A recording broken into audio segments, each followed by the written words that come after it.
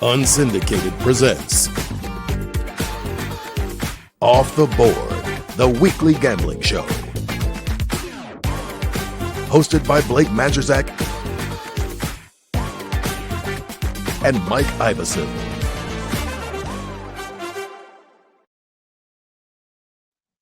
Hi. Hey, You're not. That's not your house. do I look a little more official here at Sean's house? You're just further away. I wouldn't Yeah. say more official. I wouldn't say anything nice. I would just say you're further away. I'm further away, but I'm as close as I'll ever get.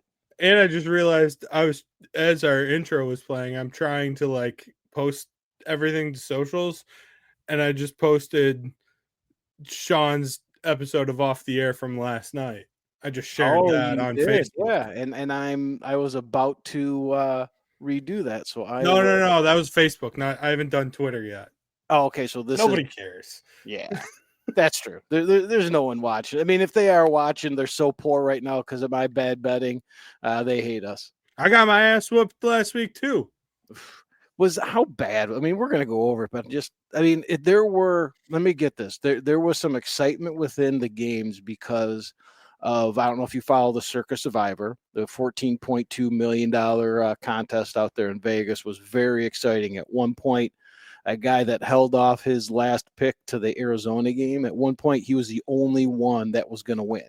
So he was going to win $14.2 million. So there was some excitement as I was following that, but it was the most vanilla set of games ever. Like, no one wanted to show their hands on anything that they're going to do next week. I was tweeting you that I was going to choke out coaches because none of them seemed to be wanting to do anything that had to do with not playing in Philadelphia or doing certain things. Like, it's like they had this evil plan that didn't make sense.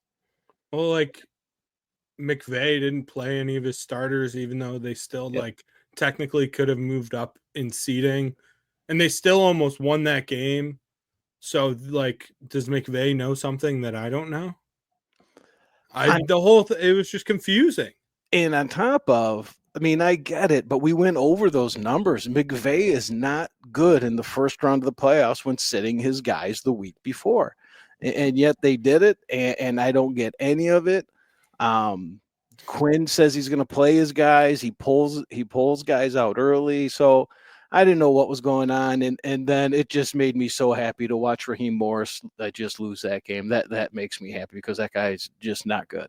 I was just pissed because everything happened until that Chiefs game. Yes. Everything was good. The Bengals were going to get in. Yes. And then the Chiefs just obviously didn't play anyone. Well, they did not play anyone. That could have been his worst game ever coached. I mean, to me, they said, we don't care whether Cincy gets in. That's not what we do. We're going to do our game. We're going to go out there and play. They clearly did not want Cincinnati in the playoffs, and they played like it. But Cincinnati could have beaten Buffalo, right? Could have. Would have a better chance of beating Buffalo than the Denver Broncos do, in my opinion. Oh, 100%. So, I mean, not to give it away, I've got a bet in that game. I'm going Buffalo in that game, and I'll give reasons why. But I would not have been going Buffalo if Cincinnati was in that game, because that game could have been 67-68, and somehow Cincinnati squeaks out a win, because this is the time when they start winning, right? They turn it around after the first 4 games of the year every year. Also, I was obviously wrong about Sunday Night Football. I'll just hand up. I was wrong. The Lions defense played incredible. Alex Anzalone is he's just an animal. He's so good, and he makes everything work. And so would you have said that before? Like, if we had this conversation, let's say Anzalone doesn't play last week, and we have that conversation, could you say how important he is? Would you say that he's an impact player in the NFL? I knew how important so because of my old job with the Mitch Albom show, and we interviewed Alex every week. Okay. So I followed Alex for the last 2 seasons. Like, I've watched him very closely. If I was watching a game and he made a big play or something, I had to like mentally note that. Gotcha. Because then I would have to pull sound for it for the next day when he was on the show. Yes. So I knew how important of a piece he was, yes, but I didn't know to that extent. Yeah, that absolutely blew me away and was extremely apparent what he means to that defense and what he brings to that defense. Because what they did Sunday night, if anybody out there outside of Aaron Glenn knew that that was going to happen and could have said that that was going to happen, they're lying to us right now. Because there's no one that I mean, I was blown away at what that defense was doing because Ben Johnson and Jared Goff, what they did was negligible to that defense. They set that defense up to be just railroaded with all the turnovers, the just not possessing the ball and being in the red zone nonstop. And they came out basically with nothing. That was incredible. So, yeah, we got that one wrong. I was on the right side of the Lions, but that's a 35-30 game. That's also an over game. So I was telling Todd this before the show, before you logged in. Obviously I got like railroaded by that game. I had the 2 individual bets, and then I'd put together like 2 separate same game parlays with like a touchdown scorer one and then like another one with some other props. I was losing everything. Yeah. And like, just to put in like to context, basically like the sum of all of my bets in that game was about $75. Okay. So when Gibbs scored the 3rd touchdown, I went full blown, got to win it all back. I had $10 in my account. I put it on Gibbs' next touchdown score. It was plus 750. And you got it back. So I won it all back. That is one of the great American stories right there. We're gonna have a comeback story. We're gonna have a documentary on that. That is awesome. And I'm sitting there because I watched the game over at a buddy's house, and my buddy tails all my bets, so he lost his ass too. Yeah. And I was like, I'm doing this, and he was like, well, I'm gonna do it too. So we both like just sitting there, just win it all back, and I was like, well, it was a good day today. That was good. That was good because my most hated quarterback robbed me of all my money. Every one of those incentive parlays that I put together were all tied in to Kyler Murray because of how it upped it. I mean, Kyler Murray's props brought those from like 40-1 to 150-1. Like I was going for it. I wasn't messing around. I had some free bets laying there. And he didn't even come close on any of it. I mean, if he got 40 yards and a touchdown, I would have hit well over $1,000. Yeah. I mean, it was that I had, but again, it's a long shot, and that's why they are what they are. But I now, and when we were talking about it, the thing, like I literally brought it up. I was like, that's the one part of the entire thing. Yes, you did. That I was like, I'm nervous about. I just don't, you never know what you're going to get out of Kyler. Absolutely. Are you surprised their coach didn't get fired? Because I kind of am. The way they're doing one and dones now, because was this his first year before I get started? The second year. But the way they're getting rid of guys early, I wouldn't have been surprised. But as I've said, I don't mind him. He's got a little Dan Campbell in him. But he's a dweeby Dan Campbell. He's okay. Not cool. Well, because he's not winning yet. But I was listening. Funny you say that because I was listening to a show coming on the way in, and they were going over, and I don't understand any of this scientific crap, this DVOA and all these numbers. These guys. I don't even know if they watch sports. They're mathematicians. They're computer. They're geeks. Nerds. Yes, they're nerds. They're Sheldon Cooper, and he was spitting out in a team that he said. 2 teams. One's obvious. One is San Francisco, that he expects to have a big jump next year because San Francisco isn't a bad football team. They can't stay healthy. Yeah. But their numbers came up big. But the second one was the Cardinals. That they underperformed to what their numbers said they should, and he would expect a jump next year. So with that, and knowing that that's what a lot of NFL teams run off of, I'm not surprised that he's there. No, I get it. I mean, that makes sense. They were so inconsistent. Yes. They were so frustrating to try and bet on because you never knew what version of the team you were going to get.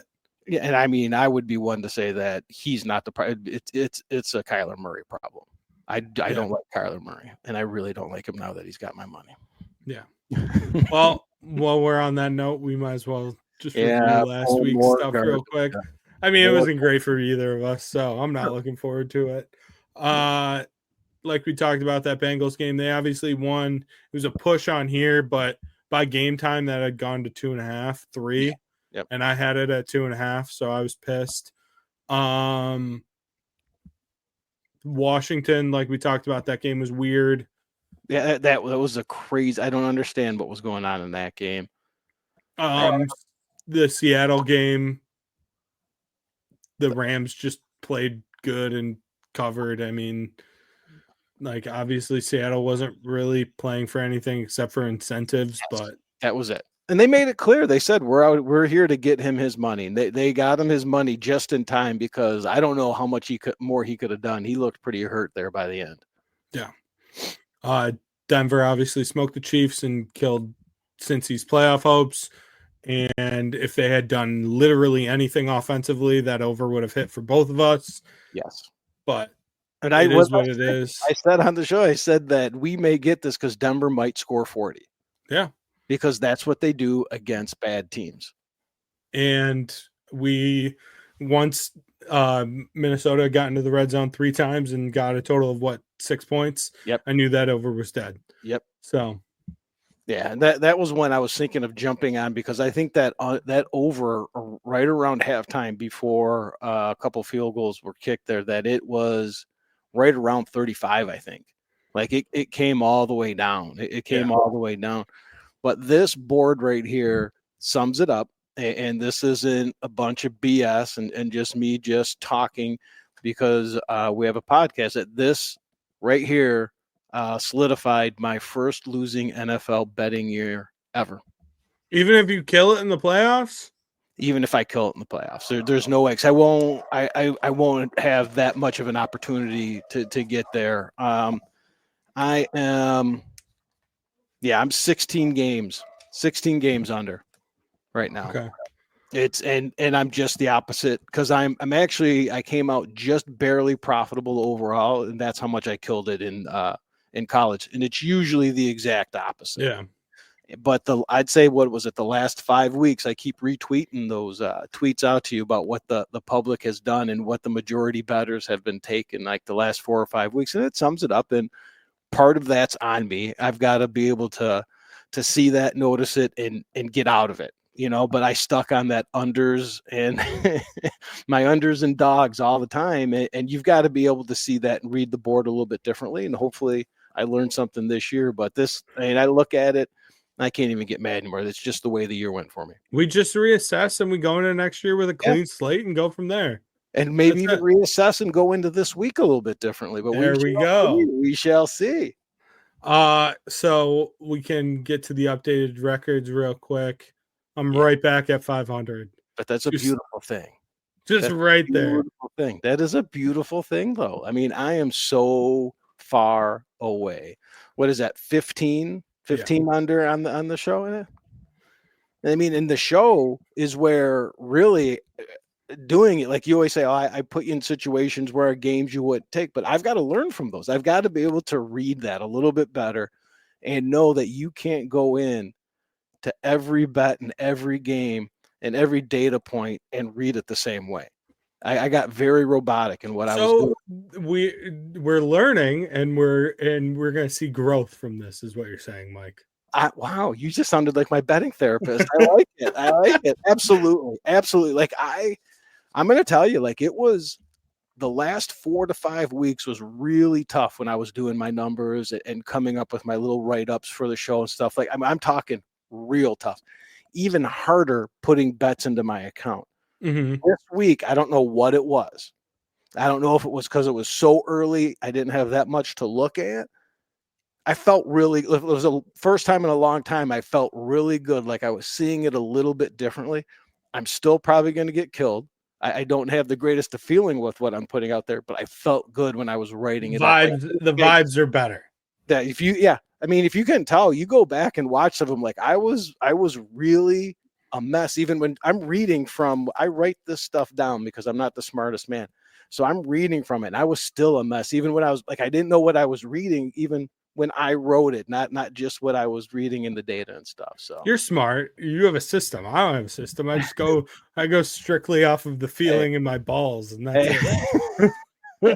Hey, maybe that's what I need to start doing is trusting my balls. You know, that's not a bad idea. You might get 500. Who knows? I love it. I love it.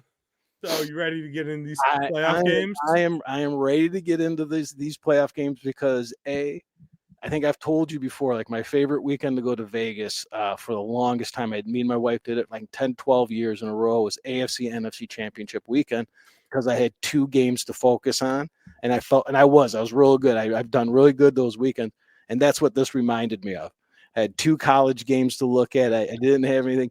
This first one's a little weird, but I'm ready. We got 2 college games, but then also just super wild card weekend and all 6 of those games, which is, I mean, this is probably between college and NFL one of the best weekends of football we've ever had.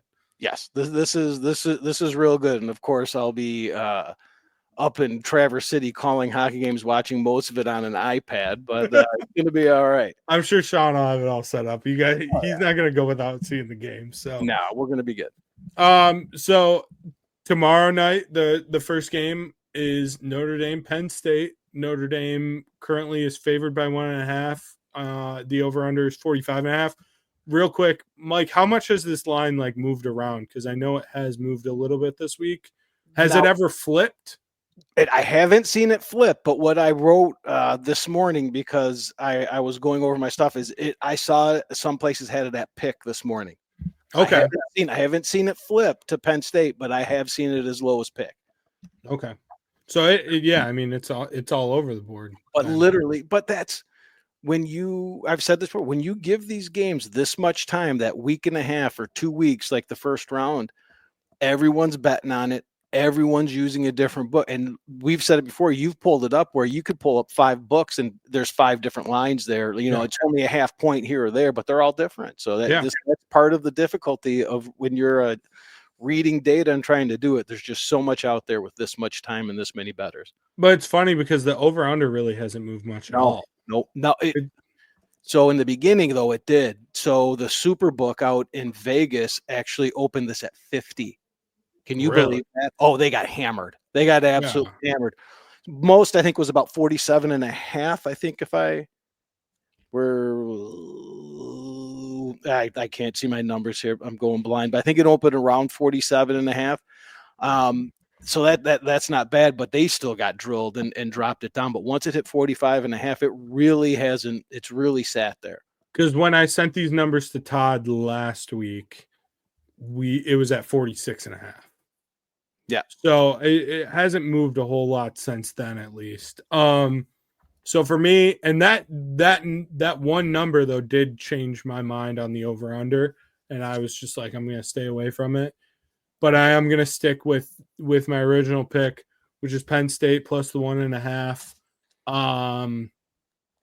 I really like this Penn State defense, and I think that their physicality can really slow down a lot of what Notre Dame wants to do. Yes. It's really just in both of these games, I think it depends on quarterback play and wide receiver play for both of the underdogs. Like, how does Aller play? How does he look? And how does his wide receivers? We know what we're going to get out of Warren. He's going to make plays, and he's going to be hard for the Notre Dame defense to stop. But can you get some explosives from those outside receivers? And can your offensive line negate their defensive line? That's what it's going to come down to in both of these games. Yeah. So both games, I mean, as soon as you pull it up, you look, and it's defense. I mean, probably the only one that's sticking out offensively right now, and that's just because of the last 2 games, is going to be Ohio State, right? Yeah. So when I looked at this game, I'm going to go with the total here. I had a lean on Notre Dame a little bit, but I without knowing 100% what Love's doing. But then as I looked at it a little bit more, I might end up on Penn State. with you, Blake, on this game. But this was when I looked at this, and I don't know if you had this. This was one of the toughest games, if not the toughest game all year. When I was looking at, because you have two teams that look real good, but they haven't done much.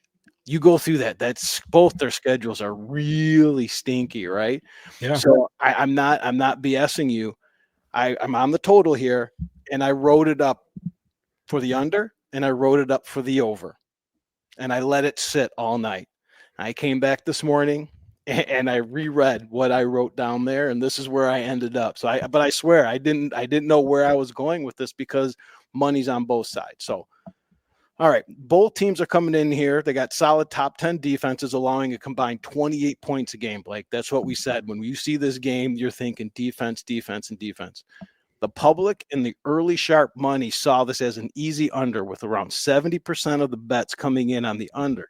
The books agreed with this. They dropped it from 47.5 down in some places to 44. Nothing that I could get at, but I've seen it listed at 44 or 44.5 in some places for a second.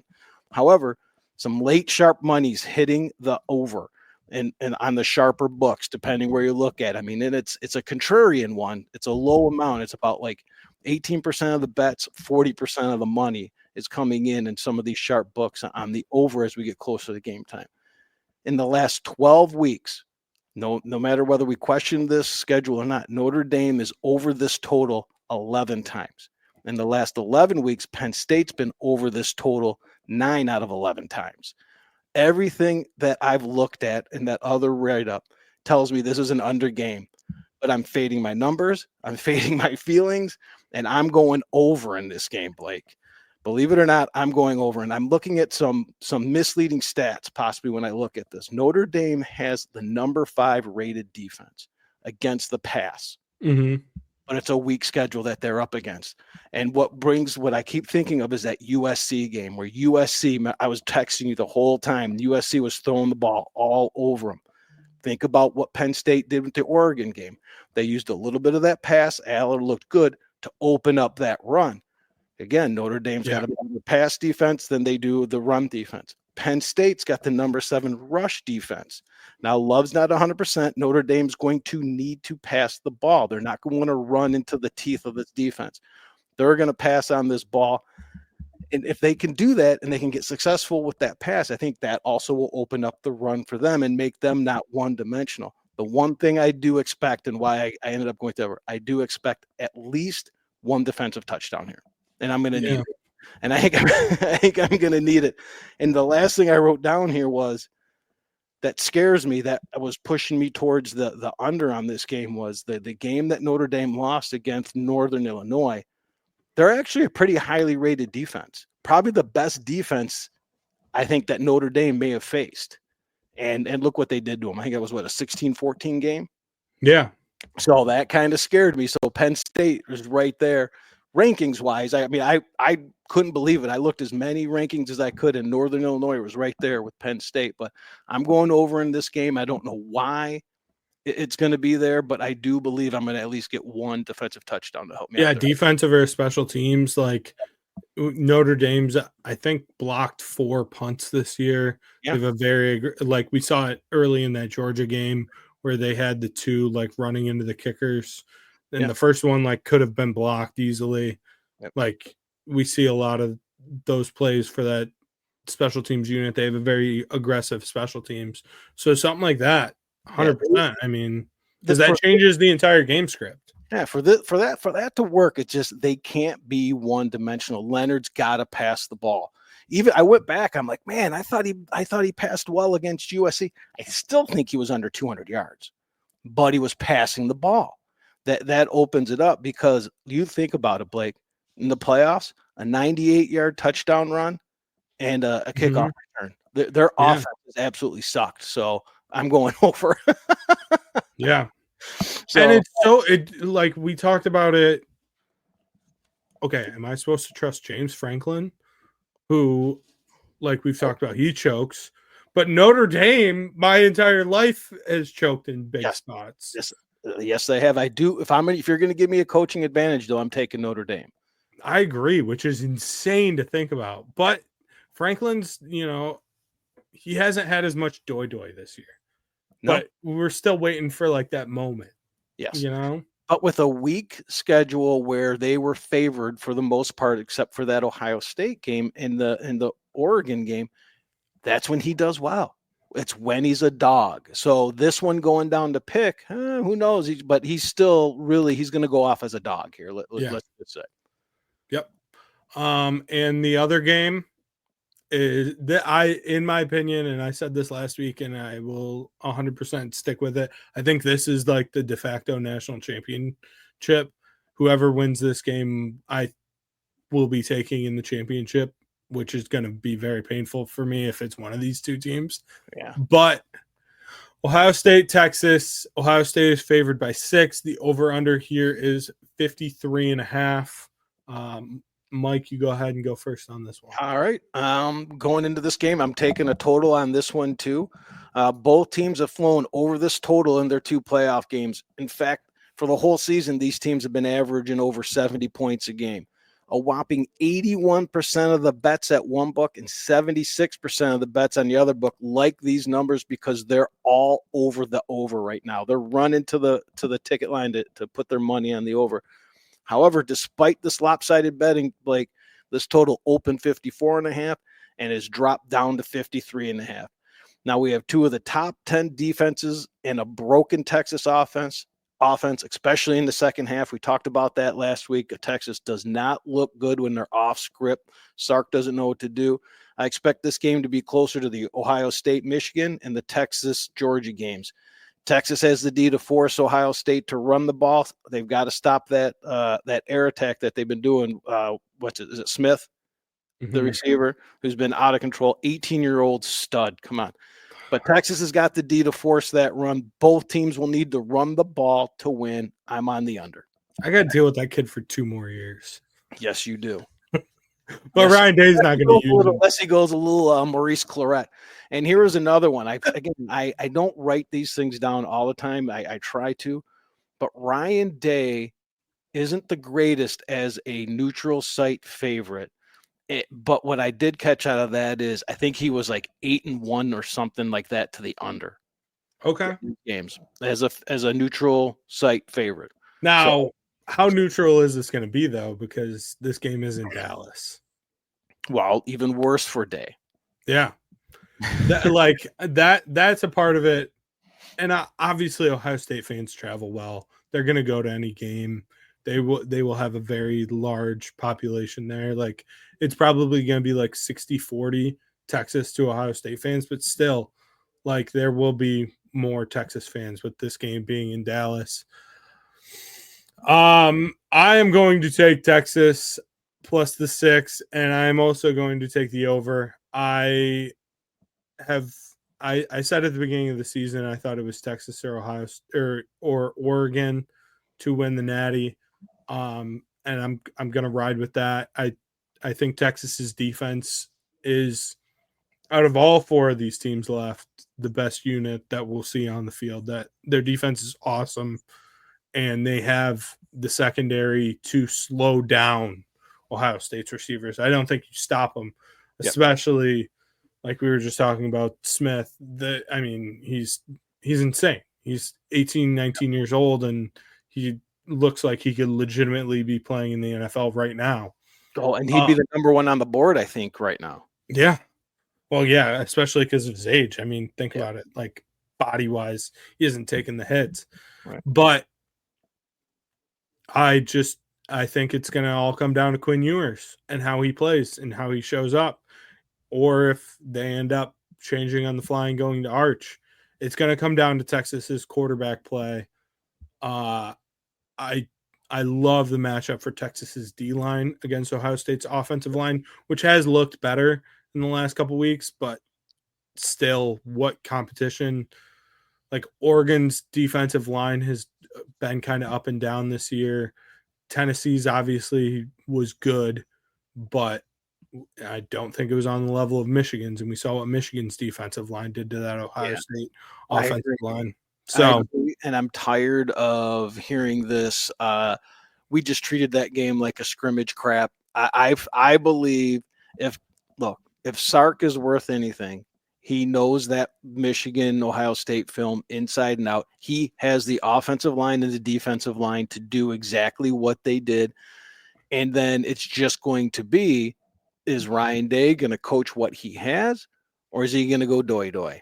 And we know what the bets are going to be on. You're betting on doy-doy if you're taking Texas, and it's you can't get away from it. You just can't. He's gonna have to show up to this game and dominate Texas, a good defense and a good offensive line, to get to start shaking that. And he's going to have, basically he's got to win the national championship. And as you said, I'm right with you. The winner of this game is going to be a heavy favorite. Yeah. I mean, they'll probably be, what would you guess? At least a touchdown favorite in the national championship. Yeah. I think I saw 9.5 if it was Penn State, Ohio State. Wow. Yeah. Yeah. Which, I mean, that makes sense. We saw that game. Yeah. Right. 100%. They've got a data point to go off of right there. I do want to talk about my brain being in a pretzel. If it's Ohio State, Notre Dame, oh God, see, I'm not gonna know what to do with myself. Well, and that's. I don't mean this pointed at you, Blake, but I will love it because it will drive people crazy. I don't want to drive you crazy. I like you, Blake, but I don't like people in general. And I think it is going to be the ultimate, like, oh my God, Notre Dame, oh my God, Ohio State, and. I love when there's chaos like that. The only thing I can hope for is Lou Holtz says something before the game about Ryan Day, and Ryan just loses his mind again. But I mean, that game last year was like incredible. That Ohio State Notre Dame game, like, don't get me wrong, for like football watching purposes, I honestly think that would probably be the best game. Yes. It's a tough matchup for both of those teams, and I think it would come right down to the wire. But like I said, I am a go Longhorns guy through and through for the rest of this playoffs. 100%. I'll be rooting for you. Thank you. I appreciate that. And yes, Todd, you are 100% right. That is like in NCAA, Duke and North Carolina. Just those two teams, like the most. I mean, I have no room to talk. I'm a Michigan fan, so I was born into an entitled fan base. But those two fan bases. But you want to get real nerdy with it? You want to talk about ratings? That would be the highest rated national championship ever. Ohio State. Oh my God, yes. Oh yes. It would be insane. That would be an absolute impossible ticket to get too. Yep. And I'll be happy right on my couch watching it.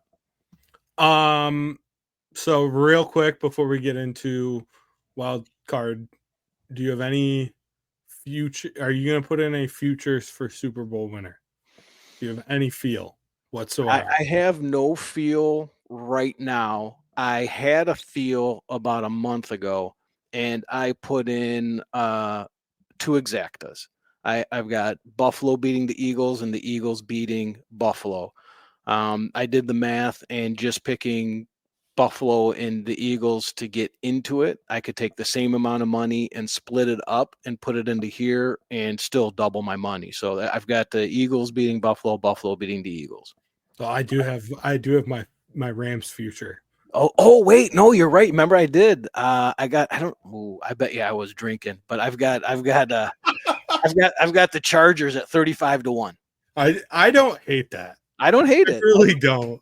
There's no difference between my 35-1 on the Chargers and yours on the Rams. No, well, now the problem is now I can get the Rams at plus 4,500. The odds are. Yeah. I thought you had. I thought you had them at 35-1. I have them at 30-1. 30 but now it's at 45-1. Oh, so they're 45. And I think they're playing. I think they're playing better than the Chargers. To be honest with you, Harbaugh. Yeah. You know, and that's an experienced team. I mean, Stafford in the playoffs is going to. They got to get by this first game. Yes, obviously, 100%. But Campbell said that he was going to see the Vikings, so he was calling a shot there. That's on tape. That is on tape. I'll see you in 2 weeks, he says.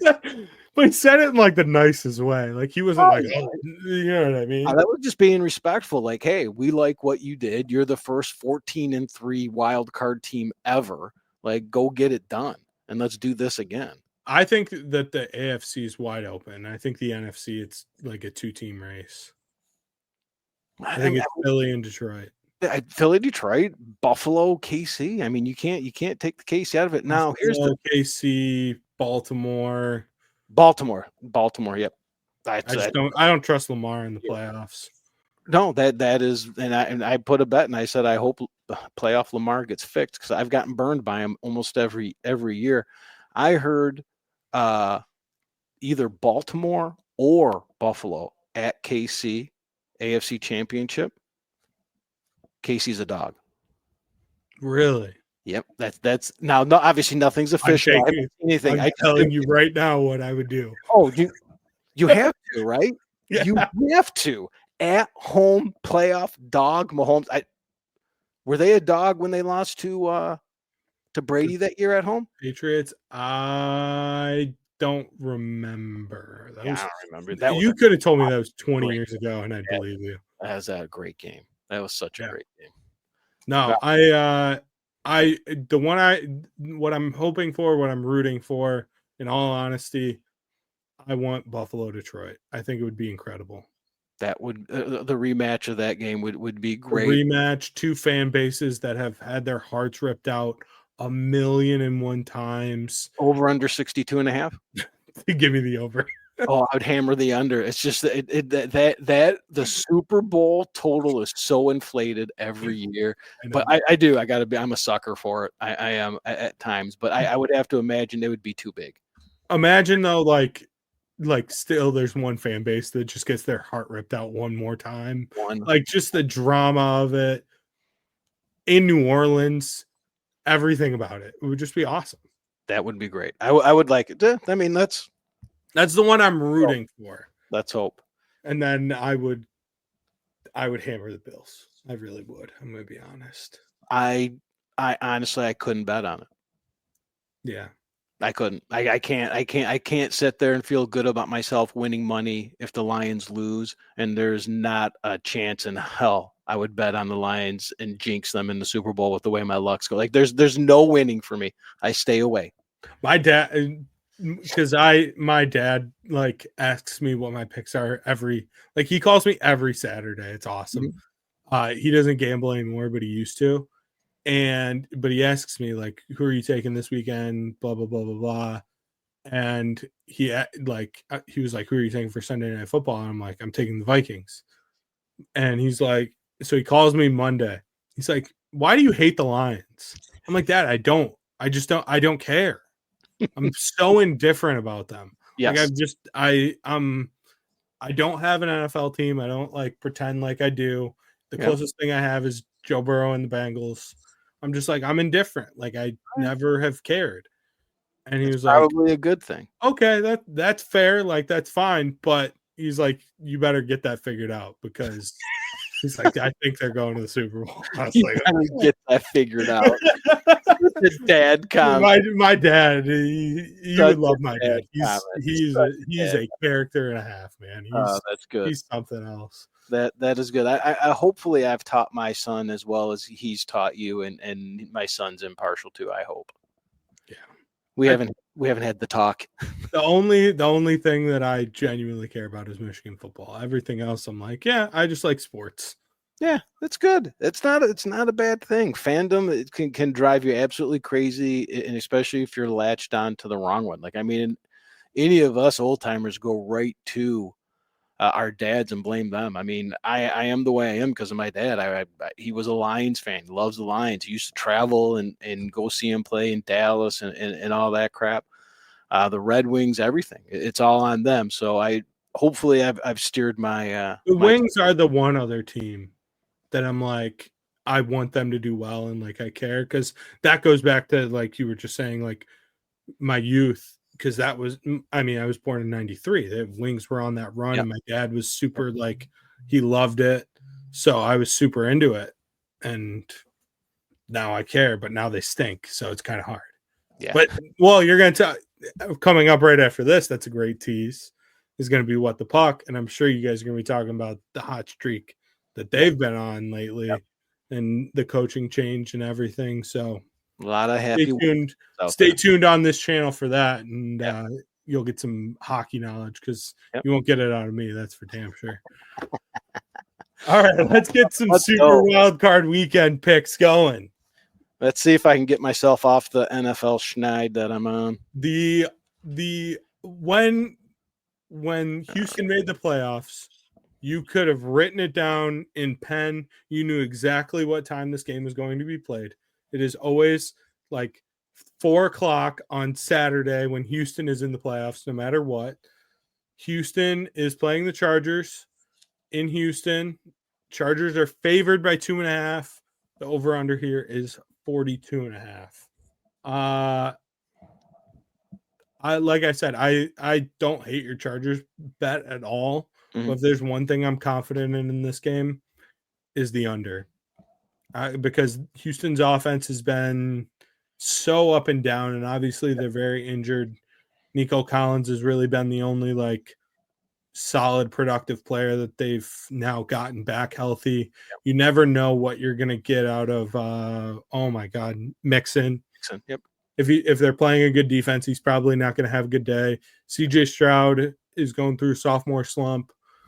But I really like the Chargers defense. I think that's an outstanding unit, and obviously Jesse Minter's done a great job with them. Yeah. And I think it's time for Herbert. I agree with your Chargers like future, and I think this is a playoffs where we could see Herbert kind of like come into his own. But I like the under a lot, and after the week I had last week, I can't double picks on every single game, so I would lean Chargers. Yep, but I love the under here. Yep, and the public, the pros and the Joes, they're all about on the same thing. I'm following you with the total here, Blake. The public sees this game one way.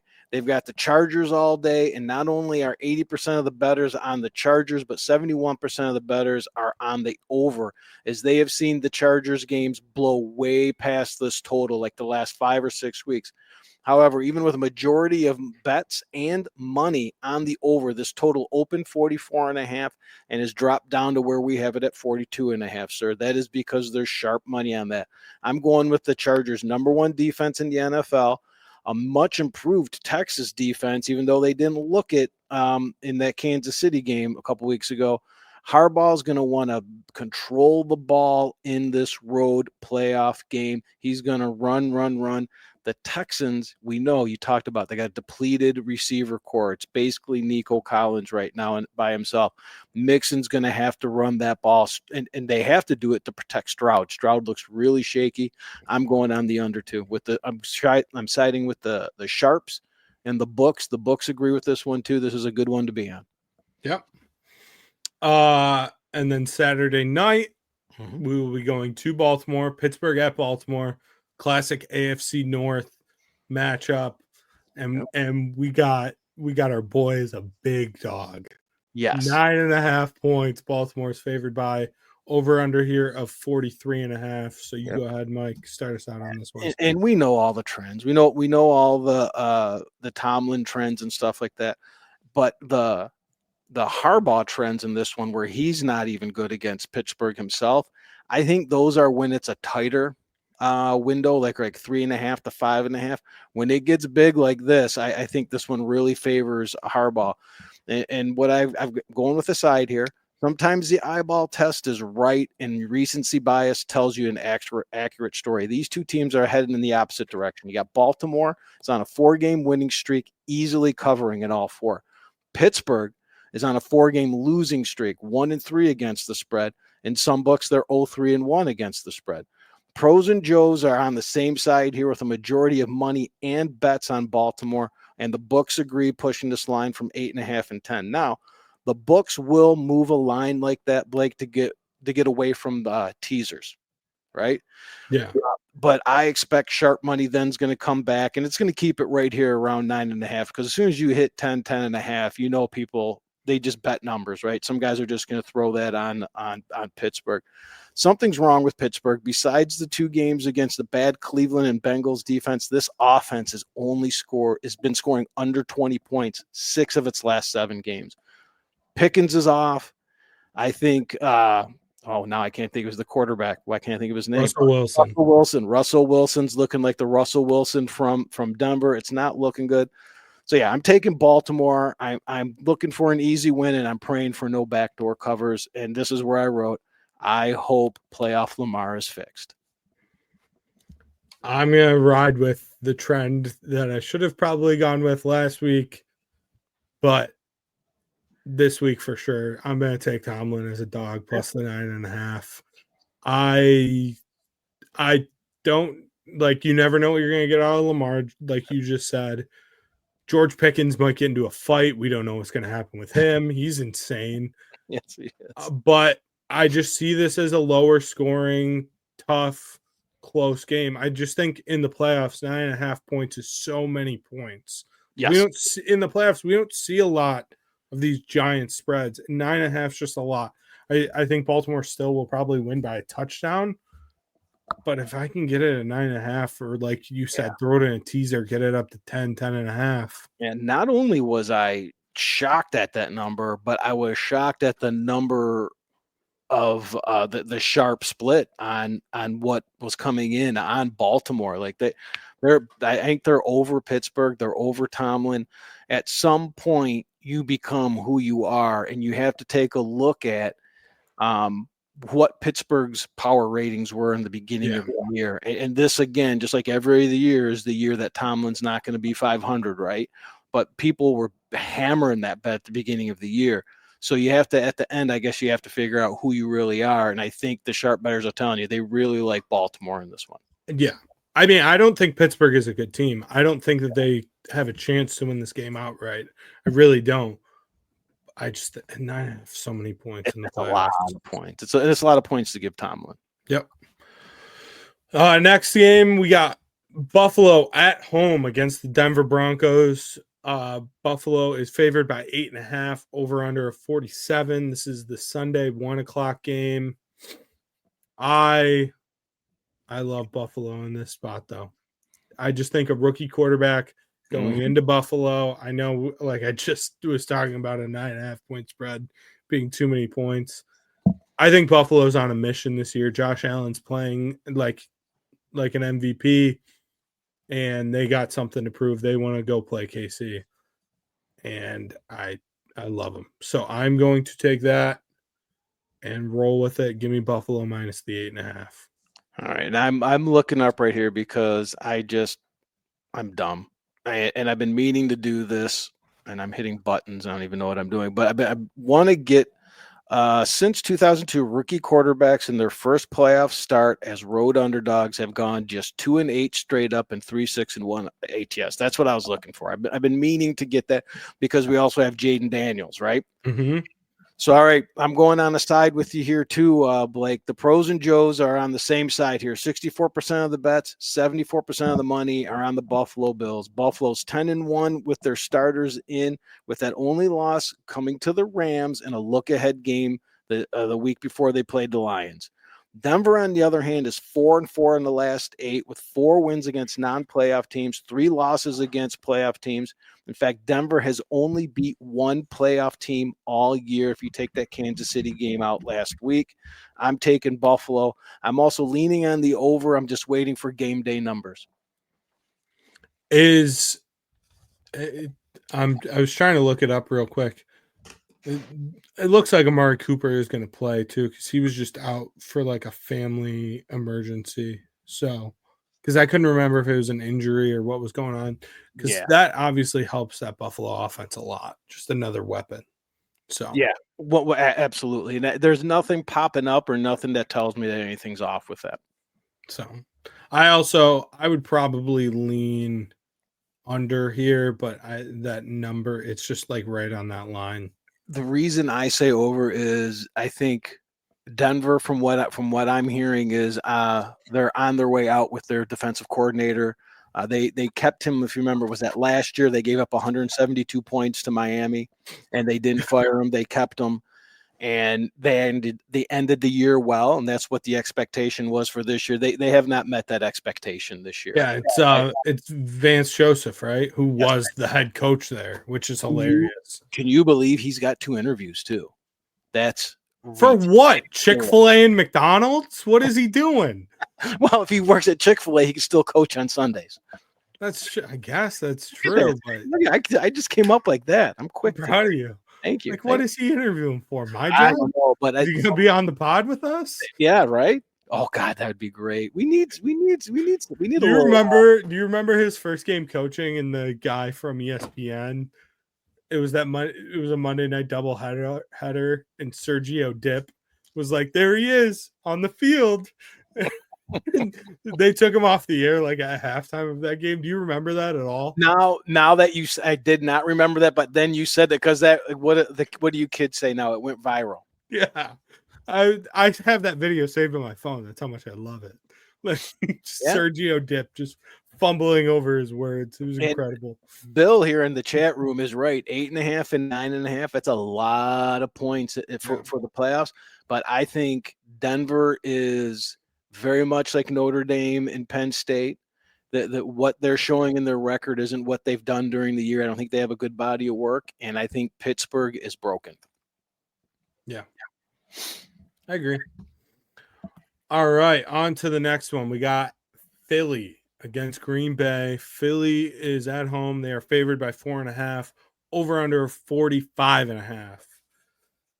And Mike, you go ahead. I am up, and while I'm up, you need to search up. Has Jalen Hurts been cleared yet? I know he got 2 practice, but this first day of practice out of the concussion protocol is to tell you whether the headache stop and stuff like that. So this is a really tough one on what you're going to do. But so if you're going for the total, you might want to go for it right now, because I think this number's sitting here with the uncertainty of Hurts. But I'll start with the public sees 2 top 10 offenses scoring 54 points a game. With the starters in, Philly's over this total the last 2 weeks, and so is Green Bay. However, despite 61% of the bets on the over, this total opened 47.5 and has dropped to 45.5. Some of this might be due to Hurts' injury. However, more of it, though, is a sharp reverse line movement. You got 39% of the bets, but 53% of the money coming in on the under. So you know where I'm going. I'm going under in this game. You've got Watson's hurt. He's out. Love is banged up. Hurts is still in concussion protocol as far as I could. I'm listening to my shows today, and no one could say for sure whether he was in or he was out. So I see both of these 2 teams needing to lead on the run. This is going to be a Saquon Barkley game all day, whether it's Pickett, whether it's McPhee or McKee, whatever the kid's name is, or whether Tanner McKee, because he's 6'7", by the way. Do you know that? They must have mentioned that 800 times during the game last week. But whatever it is, they're going to have to protect these quarterbacks. They're saying Love's 100%, but he clearly wasn't when they took him out. But so anyways, at 45.5, I'm easily going under, because this number could majorly drop if some big news comes out. It could also go up. Yeah. What? Okay. Packers are 11-6, right? Yeah. They are the worst 11-6 team. They're just they don't seem like an 11-6 team. But they're taking money in this game, and it's got to be because of the Hurts news. That's I looked on Twitter. He practiced. That's all. That's it. Yeah. So he's got to go and see how he responds to all the tests. Now he's in a dark room, right? he's in that shed that Mike Leach put. Yeah, right. Mike Leach, what a great! Oh God, is that guy? Do you remember that story? Yes, it was the guy from ESPN's son that he threw. Yeah, he was the dad was the running back at SMU, wasn't he? Yeah, the SMU running back. Yeah, what's his name? I don't think he's doing anything anymore now. He went from that and being ostracized from just being an absolute legend by the time he passed away. Oh my God, his press conferences were unbelievable. But anyways, I don't want to. I told Todd I was going to stay focused. No, that's my fault. 100%. I like Philly here. I even if McKee ends up being the starter, I like Philly. and I like the over. I have a feeling I will be on Philly as soon as Hurts is announced. Yes, but then that spread will just balloon up. It'll probably be like 6.5. I don't know. I'm telling you, people love Green Bay. I don't think they'll let it get that. Why? I don't get it. Yeah. I mean, it got as high as 5.5, and I can't see it getting much more than that. So, and yeah, I get what you're saying 100% with the two running backs, but Saquon's not a normal running back. Like he can break a big one. Like the way that he can make explosives unlike any other running back in the NFL. I mean, obviously at 2,000 yards this year. Yeah.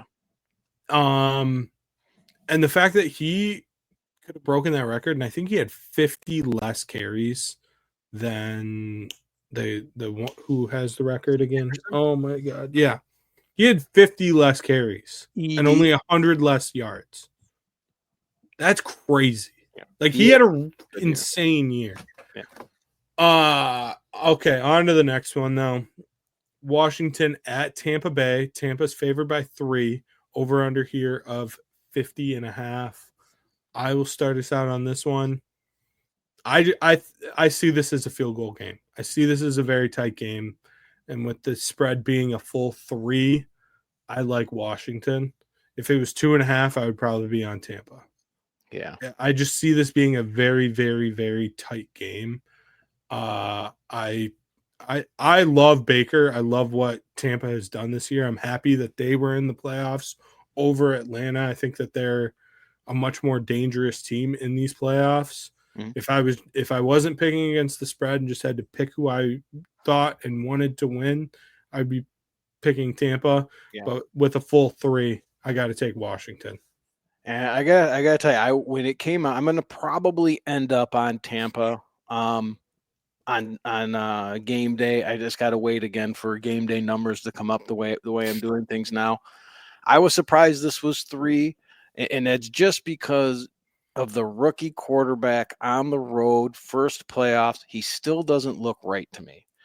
So I couldn't pull the trigger on Tampa Bay, so I'm going with the total here because the total also shocked me. But with the starters, Washington has gone over this number 4 out of the last 5 weeks. Tampa Bay is over this total 3 of the last 4 weeks. These are 2 of the top 5 offenses in the NFL, averaging close to 60 points. The public agrees with these numbers, and 71% of the bets and 60% of the money is on the over. However, it opened 50.5, and it hasn't moved. It stayed at 50.5. The books have taken a stand on this under, and they're not moving the number, and the sharp bettors agree. I see this as a run-heavy game. 2 of the top 5 run offenses trying to control this playoff game. Plus, I still think Daniels is not 100%, and Quinn's got to protect him. They're going to have to run the ball a ton, and not with him. I mean, he was still running the ball in a meaningless game on Sunday. I don't like Quinn, but I'm just going to go there. But you have 2 defensive-minded coaches. I think they're going to want to stay on top of this one, possess the ball, and try to take control of this game. I'm going under the 50.5. Bucky Irving, by the way, is awesome. And he's a sick name. Right? Like, that's just a sick running back name. Like, that's old school. You got Bucky. With the name Bucky Irving, that is – he had no choice but to be an NFL running back. Exactly. And then the last game, the Monday night game, which that ESPN was just praying that Minnesota would win that game on Sunday so that they could just pump up another Detroit Rams game. That's all they really wanted. Yeah. Once I saw that schedule out, I was like, oh, I know what the networks want. But I mean, obviously we saw this game earlier in the season on Thursday night. That missed face mask for Minnesota right at the end of the game. But Minnesota at LA, Minnesota's favored by 1.5 on the road, over under a 47.5. Mike, you go ahead and get us going on this one. We were talking about that Penn State Notre Dame line movement. I've seen this game as low as Pick'em 2, and I would not be surprised with the way the Sharps are loving their Rams if this does not go off with a dog to fave on the Rams. So at this number right here, which I'm sure you can find it, because as we've said, with how much time there is and how many people are betting, these books are all over the place with these numbers. But I'm going with the side here. The public sees the Vikings coming in with the better record. The public loves a bet on the better record. Matter of fact, Blake, this is the best record ever for a wild card team. The public thinks this line is way too short, and they're running to lay these points. However, despite 68% of the bets and 66% of the money on the Vikings, it opened 2.5. And like I said, I've seen it as low as pick 'em. The Rams are this. But this is going to be tricky because with all that money and all those bets, the Rams are a fade the public contrarian play with only 32% of the bets and 34% of the money. But let's do the math here. 32% of the bets, 34% of the money, and the line is moving towards the Rams. The books are telling you something. The pro bettors are telling you something. I'm siding with the pros, and I'm siding with the books. Give me the Rams and the 1.5. And here's a couple of trends. Usually I have those trends. I saved them all the way to this last game. In the wild card, home dogs are 8-2 against the spread in the last 10. In the wild card, dogs overall are 24-12 against the spread. I always save the special one for last, Blake. In the wild card, dogs playing a team that was not in the playoffs last year, 14-1 against the spread. Rams all day, baby. I went back and forth on this, and I just was like, I'm gonna just do it, and I'm gonna take Minnesota. Dan Campbell called the shot, so I have to listen to him, and I'm gonna take Minnesota. Yeah, but like you were saying too, this line is all like right now. It's anywhere from a pick, 1.5. Yeah. 3 different books, 3 different lines. Yep. It's all over the place. I also like the over here. I think that this is going to be a high-scoring game. And for me, a big part of it was I think Sam Darnold has to play well. It's like for him to not show up in 2 straight weeks with basically a playoff game last week and now in the playoffs, that could change his career like trajectory completely, because at that point it's like, yeah, you were great during the regular season, you beat up on some bad teams, but like when it mattered, so it's a lot of money in his pocket. It could change a lot of things for him. I like this Minnesota team. I liked them last week. Obviously I was wrong about that, but Justin Jefferson, come on. Yeah, I agree, but the NFL, if the NFL is one thing, it's a copycat league. And when you have a coach that is a good coach, and I'm sorry, Sean McVay is a good coach. He's a smart guy. He is going to he's going to have a game plan that's going to make Sam Darnold look like he did against the Lions, and they couldn't stop mentioning it, that the way he had that look in his eye. He had that New York Jet Darnold look in his eye. And I give the guy all the credit. Up till that game, I was trying to back the Vikings all the time, saying that they were being disrespected. But this is when it comes to time. I mean, this is you're facing a better quarterback on the other side, a better defense on the other side. It's a playoff game. Even though you're going to be on the road, I'm sure there'll probably be more Viking fans than Ram fans there. LA fans are fickle like that. But I like it. This could totally blow up on me. I mean, I would be happy for Sam Darnold and the Vikings, because I do think they've been disrespected. They did have a good year. I like their coach. He's going to be coach of the year, no matter what anyone says. And maybe it is a little sharp love on the Rams, and people are the sharp side's really liking them. But I see this. I see a nice Matthew Stafford win here. Yeah, I mean, don't get me wrong. I could be 100% wrong. So, I mean, Stafford in the playoffs, he's obviously proven himself there. So, yeah, it would be great. Hey, playoff football starting tomorrow. 5 or 4 straight days? I can't even count. 5 straight days of playoff. Thursday, Friday, Saturday, Sunday, Monday. Wrap it up! Holy shit! Yeah. Hey, you're not allowed to swear on the air. God, do we have the jar not on the air? He's officially not on the air. His voice is on the air. This is his. We're on his network, and he's over there cursing. He's not allowed to. He knows better. Being so I'm sorry, my dad is showing up. My God. All right. Well, on that note, On that stay note, tuned for What the Puck coming up right here on this same channel right after us. God. Does he know I'm talking? This is just rude at this point. Gosh. Stay tuned for What the Puck. We'll see you next week. Have a great playoff weekend. absolutely. Goodbye.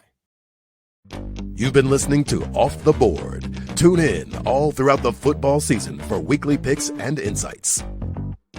Subscribe to Unsyndicated and Off the Board on all your favorite social media and podcast platforms.